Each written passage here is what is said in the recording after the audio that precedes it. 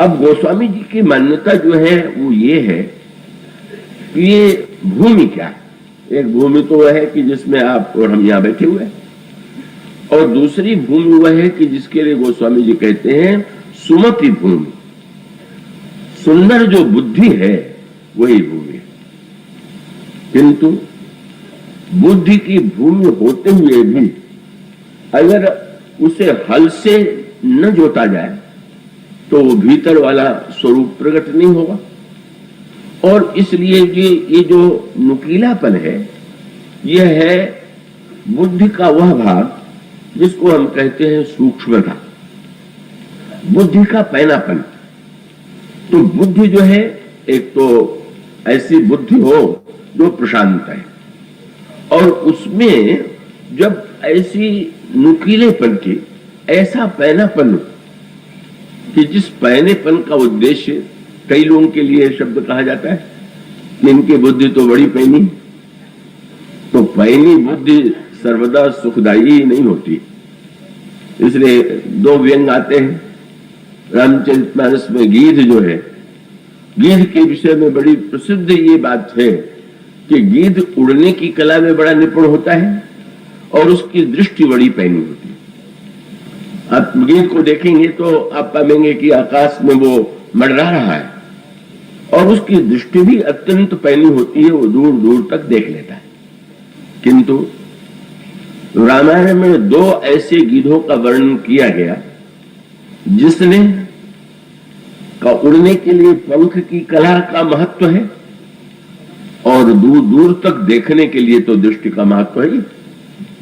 तो रामायण में जो दो भाई हैं, जटायु और गीध, उन दोनों के जीवन में, एक के जीवन में पंख का सदुपयोग है और दूसरे के जीवन में दृष्टि का सदुपयोग है। ये जो गीध है आकाश में बड़ी ऊंचाई तक अपने पंख के बल से उठ गया, पर पैनी दृष्टि से वो चारों ओर ढूंढ कहां रहा।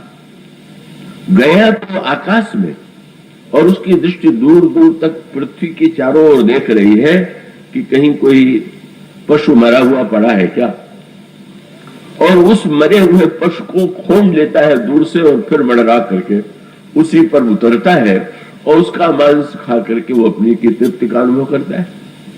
मानो रामायण का व्यंग ये है कि अगर बुद्धिमान व्यक्ति बड़ा ऊंची उड़ान वाला हो, कई कवियों के लिए कहते हैं बड़ी ऊंची उड़ान करते हैं, कई व्यक्तियों के लिए कहते हैं इनकी बुद्धि बड़ी पैनी, पर व्यंग है कि ऊंची उड़ान और पैनी दृष्टि के बाद अंत में मुर्गे का मांस ही अगर खाना है, मानो केवल विषयों की ही प्राप्ति लेकर के अपने जीवन को दूसरे के शौक के द्वारा ही जीवित रखना है, तो ऐसा गीध होना किस काम का।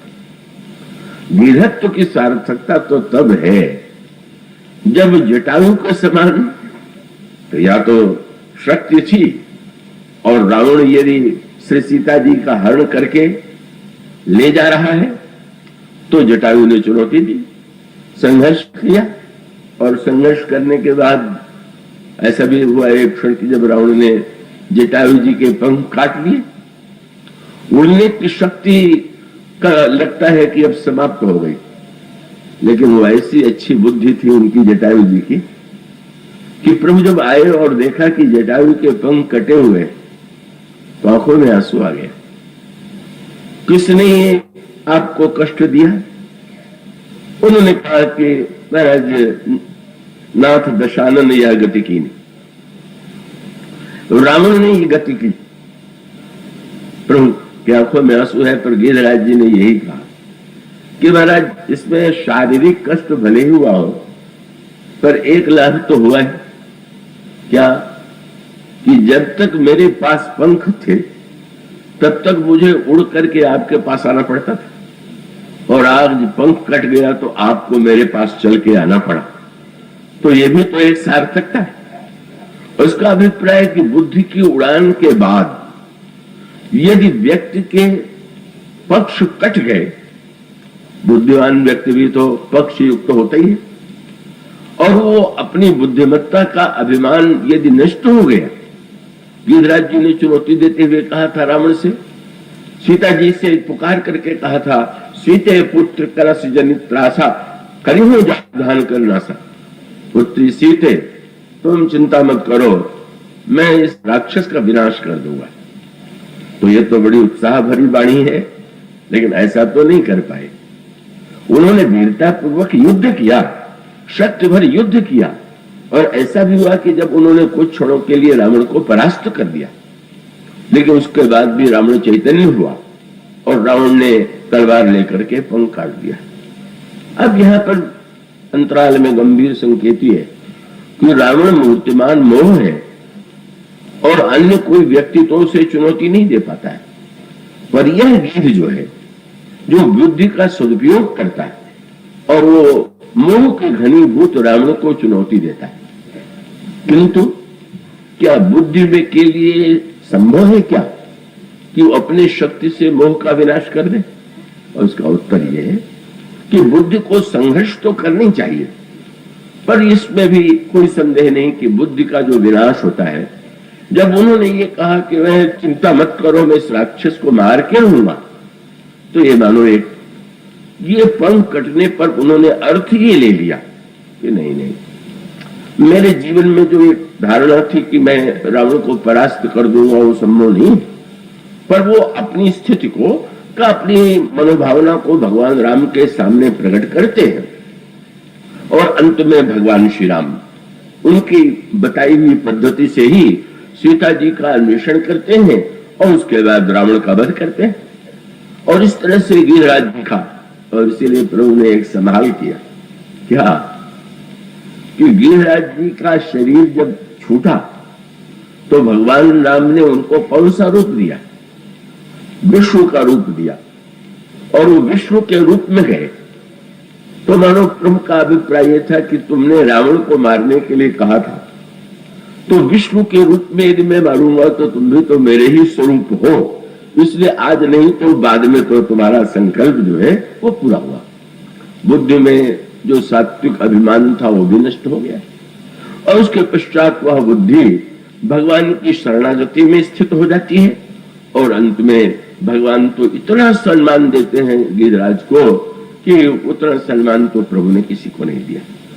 तो उसका अभिप्राय कि बुद्धि की ऊंची उड़ान या बुद्धि की सामर्थ्य का उपयोग जो है केवल अगर दूसरों के दोष देखने में ही हो, बुराई ही ढूंढने में हो, इस प्रकार की निंदात्मक वृत्ति हो, तो उस बुद्धि की सार्थकता नहीं है। बुद्धि का सदुपयोग एक गीध ने किया और दूसरे गीध ने, जिसे हम संपाति कहते हैं, उन्होंने दृष्टि का सदुपयोग किया। ऊपर उठ करके पहली दृष्टि से भी मुर्दे को ढूंढने लगना, इसके स्थान पर बंदर श्री सीता जी की खोज में सर्वत्र सीता जी ही केंद्र में है। रावण भी सीता जी को पाना चाहता है, गिरिराज उन्हें बचाने की चेष्टा करते हैं, और बंदर जब उन्हें खोजने में असमर्थ होते हैं क्योंकि सीता जी नहीं दिखाई दे रही, तब संपाति ने बंदरों से कहा कि वो समुद्र के बीच में लंका है, लंका में अशोक वाटिका है, और अशोक वृक्ष के नीचे तह अशोक उपवन जहां अहि सीता बैठ शोक रता हई, वह सीता जी अशोक वाटिका में विराजमान है। बंदर दूर दूर तक दृष्टि फैला करके देखते हैं, पर कहीं सीता जी नहीं दिखाई देती। और तब गीध ने ये कहा कि मैं देखूं तुम नाहिन गीध ही दृष्टि अपार। कितनी बढ़िया बात। बुद्धि की सार्थकता है खोई हुई सीता को दूर से देख लेना, बुद्धि की सार्थकता उन्हें पा लेना है जो साक्षात परमानंदमयी चैतन्यमयी है, पर आज लंका में बंदनी जैसी दिखाई दे रही। और साथ साथ कह दिया, सूत्र दे दिया, जो लांघई, अब इतना काम तो मैंने पूरा कर दिया। आगे बोले, जो लांघई सत जोजन सागर करई सो राम काज मति आगर। वहां पर बात भी मति की ही है। जो इस समुद्र को लांघेगा वही मति आगर जो होगा वह इस कार्य को पूरा करे। और इसका अर्थ यह हुआ कि बुद्धि की उड़ान और बुद्धि की सूक्ष्मता का सदुपयोग तो बिरले ही व्यक्तियों के जीवन में होता है। इसलिए वो कथा तो आपके सामने कई बार आ चुकी है कि बल्कि यज्ञशाला में जब भगवान वामन का वेश बना करके दान लेने के लिए गए तो बलि तो उन्हें नहीं पहचान पाया, बलि ने तो सोचा कि कोई बड़ा तेजस्वी ब्रह्मचारी आ गया है और कहा कि ब्रह्मचारी जी आपकी क्या आज्ञा है। पर शुक्राचार्य जी पहचान गए कि नन्हा सा ब्रह्मचारी ब्रह्मचारी नहीं है, वे तो साक्षात विष्णु है। और जब बलि ने कहा कि आप जो मांगेंगे वो मैं दूंगा, तो नहीं रहा गया। शुक्राचार्य के गुरु थे, धीरे से उसके जांघ को दबाया। जब उसने देखा तो कहा पहले मेरे साथ बाहर चलो। एकांत में ले जा करके पूछा, तुम जानते हो ब्रह्मचारी कौन है? नहीं गुरुदेव, मैं तो समझता हूं कोई तेजस्वी ब्रह्मचारी, ये तो साक्षात विष्णु है। गदगद हो गया, वाह वाह, इतना बड़ा सौभाग्य। बोले सौभाग्य नहीं, तेरा दुर्भाग्य। क्या ये तो केवल जो तू कह रहा है जो मांगेंगे वो दूंगा, तो ये सब कुछ तेरी संपत्ति जो है छीन करके इंद्र को देने के लिए आए हुए। तुम लौटो और लौट करके कह दो कि मैं नहीं दूंगा। लेकिन यहां पर शिष्य की बुद्धि अधिक पवित्र थी गुरु की अपेक्षा। बुद्धि निर्मल कब नहीं रह जाती। शुक्राचार्य की दृष्टि बड़ी पैनी ही होगी, तो भगवान को पहचान लेने वाली दृष्टि कितनी पैनी होगी। पर जब गोस्वामी जी रामायण में वो प्रसंग जो पहले दिन रहे होंगे उनको याद होगा, मति ही नहीं चाहिए सुमति चाहिए, और सुमति ही नहीं निर्मल मति चाहिए। तो शंकर जी की कृपा से सुमति मिलती है, शंभु प्रसाद सुमति ही होगी। और श्री किशोरी जी की कृपा से बोले जा सुकृपा निर्मल मति पाओ। तो ये जो शुक्राचार्य की दृष्टि है, जिन्होंने भगवान को पहचान लिया और पहचानने के बाद शिष्य को ये शिक्षा देने के स्थान पर कि अब भगवान आ गए हैं तो तुम जो कुछ है सब निवेदन कर दो, उन्होंने कहा कि तुम नहीं कर दो। क्यों? बुद्धि में भोगा सकती है। शुक्राचार्य को चिंता यह है कि अगर हमारे यजमान की संपत्ति चली जाएगी तो हमारी सुविधाएं भी समाप्त हो जाएंगी। कई यजमान के पास संपत्ति है तभी तो मेरे लिए इतना सुख सुविधा का प्रबंध करता है। तो उन्होंने रोका, पर अंत में ये प्रहलाद का पौत्र था बलि। भले ही दैत्य जाति में जन्म हुआ था, लेकिन वो भक्ति का वो संस्कार आज बोल पड़ा। उसने कहा गुरुदेव मैं तो पहचानता नहीं था, लेकिन जब भगवान आ ही गए तो अब तो मैं नहीं करूंगा। क्रोध आ गया। गुरु की बात तो टालता है। रामायण में लिख दिया गया तुमसे अधिक गुरु ही दे जाएंगे, ईश्वर से भी बड़ा गुरु। पर इसका अर्थ यह नहीं है जैसा लोग कहते हैं। इसका अर्थ यह है कि गुरु ईश्वर से इसलिए बड़ा है कि ईश्वर से मिलाता है। ये है बड़ा, उसको हम इस अर्थ में मानते हैं। गुरु गोविंद दो खड़े काके लागू पाए, बोले बलिहारी गुरुदेव जिन गोविंद दियो लगे। हम प्रणाम इसलिए करते हैं, उनको महत्व इसलिए देते हैं कि वो गोविंद को लखाते हैं। तो ऐसी स्थिति में गुरु का महत्व ईश्वर से मिलाने के कारण ईश्वर से बड़ा। किंतु अगर वो ईश्वर से शिष्य को विमुख करने की चेष्टा करे, तब क्या उस समय उसको ये मान करके कि गुरु तो ईश्वर से बड़ा है उसकी बात मान लेनी चाहिए? गुरुदेव अगर ये कहते कि ईश्वर है और ईश्वर को सब कुछ दे दो, तो यह गुरु के अनुरूप वाणी थी। गुरु अंत में समर्पण की शिक्षा तो शिष्य को देता है। पर जब उनकी बुद्धि में स्वार्थपरता आ गई, विषयों के प्रति आसक्ति आ गई और यजमान के बहाने केवल अपनी चिंता विशेष हो गई, तो वह मानो ऐसा गुरु जो है वो तो वंदनीय नहीं रह गया। और इसलिए उन्होंने स्वीकार कर दिया गुरुदेव ये तो नहीं संभव होगा। और तो बहुत बढ़िया बात है, क्रोध आ गया। गुरु की बात तो टालता है। जा मैं तुझे शाप देता हूं कि तेरी सारी संपत्ति नष्ट हो जाए। बलि ने सुना तो होठों पर मुस्कुराहट आ गई। बोले देखिए ना गुरुदेव, आप संपत्ति बचाना चाहते थे, पर आपके मुंह से भी शाप वही निकला जो उनके मन में है। तो उनके मन में है तो ठीक है, जब ईश्वर है तो चाहते तो मुझसे बलपूर्वक भी छीन लेते। जब याचक बन के आए हैं तो बड़ा सौभाग्य उन्होंने दे दिया, अब तो नहीं करूंगा। पर फिर भी वो पैनी बुद्धि वाले शुक्राचार्य हार मानने वाले नहीं। शाप तो दे दिया था, पर वो तो गुस्से में दे दिया था। क्रोध में माता पिता कभी कभी बच्चों को भी शाप देते रहते हैं, पर वो बेचारे सचमुच ये थोड़ी चाहते हैं कि जो मैं कह रहा हूं हो ही जाए। तो जब ये आया कि अब दान के लिए संकल्प लिया जाए, तो आपने देखा होगा कुश जो है वो हाथ में यजमान के दिया जाता है और जल दिया जाता है, और उसके बाद आचार्य जो है जल डालते हुए संकल्प बोलता है। तो जिस समय बलि के हाथ में दिया गया कुश और जल डालने की स्थिति आई, वामन भगवान जब कमंडल से जल डालने लगे ब्रह्मचारी के रूप में, तो जल निकल ही नहीं रहा, मुस्कुराने लगे। शुक्राचार्य जी को लगा कि जब जल की धारा गिर जाएगी तभी तो संकल्प पड़ा जाएगा, तो अगर जल की धारा ही मैं न गिरने दूं तो संकल्प नहीं होगा, तो मेरे यजमान की संपत्ति फिर भी बच जाएगी। यही विडंबना बुद्धि की है। इतना बड़ा ज्ञानवान, और ये भूल गए कि सर्वशक्तिमान ईश्वर का संकल्प जो है उसको रोका जा सकता है केवल किसी व्यक्ति के प्रयत्न से। और तब तो बड़े कौतुकी वामन भगवान थे, उन्होंने तुरंत बलि के हाथ से कुश ले लिया। आपने देखा होगा कुश का अगला भाग जो होता है बड़ा नुकीला होता है, और उसी से उन्होंने कमंडल को, जहां पर वो बना हुआ था छिद्र, वहां जब छेद किया तो सीधे शुक्राचार्य जी की एक आंख में लगा, आंख फूट गई, रक्त की धारा निकलने लगी। वो तो निकल भागे बेचारे, एक गई है, दूसरा भी कहीं नेत्र फूट न जाए। पर आगे चल करके भगवान से जब उन्होंने पूछा कि आपने एक नेत्र छोड़ करके एक नेत्र फोड़ दिया, ये क्यों?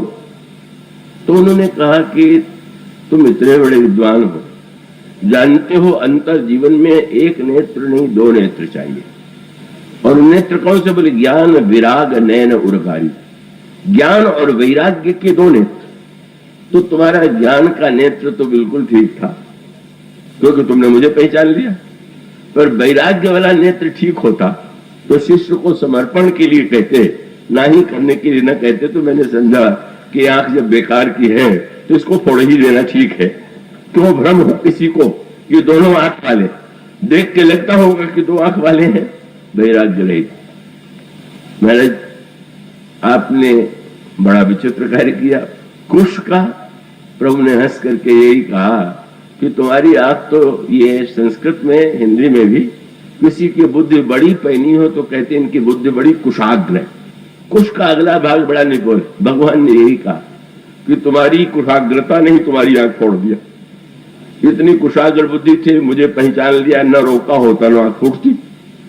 तुम्हारी ये जो कुशाग्रता है, जो जीव को समर्पण के स्थान पर भोग की दिशा में, आसक्ति की दिशा में, लोभ की दिशा में प्रेरित करती है, वो अत्यंत निंदनीय। और इसका अर्थ ये कि बुद्धि बड़ी पैनी हो तो क्या हुआ?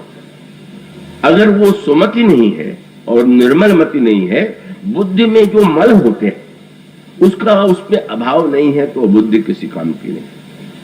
महाराज श्री जनक जो है, ये जो सुमति भूमि का, ये जो मिथिला की भूमि है, ये सुमति की भूमि है। जनक जो है भगवान शंकर के कृपा पात्र है, और शंकर जी जब प्रसन्न होते हैं तो जा सुकृपा जब शंभु प्रसाद सुमति ही बोले सी।